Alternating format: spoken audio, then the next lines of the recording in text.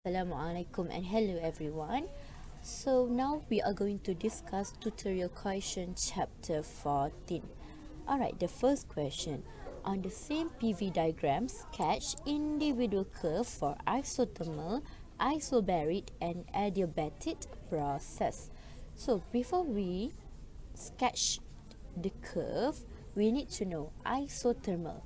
Isothermal, it is constant temperature. So how do you remember it? Remember TT, thermal temperature constant. And the next one is isobaric. Okay, remember BP. So B is the isobaric and P is constant pressure. Okay, for adiabatic, it means without the transfer of heat into or out of the system. There's no transfer of heat. Alright, so how do we sketch it? Of course, first of all, we need to draw x-axis and y-axis and label the axis. So on the y-axis, it will be pressure, and the unit for pressure will be Pascal, and for the x-axis, it will be volume, and the unit for volume is meter cube.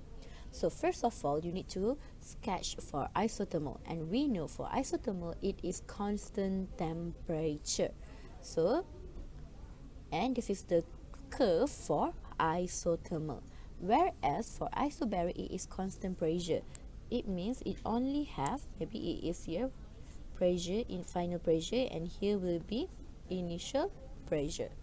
And here will be initial volume, and here will be final volume. So for isothermal, it is constant temperature. That's why it is only drawn at T2. Whereas for isobaric, it is constant pressure. Means there is no change in pressure because the pressure is constant, but there are changes in volume and temperature. Whereas for adiabatic, so for adiabatic, you have to make sure your graph is steeper compared to isothermal process. So for adiabatic curve of adiabatic process must be steeper. Okay, must be steeper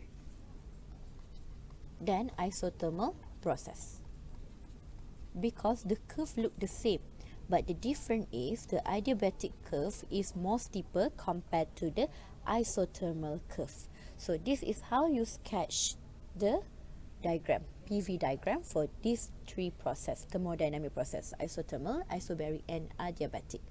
Okay, that's all for number 1.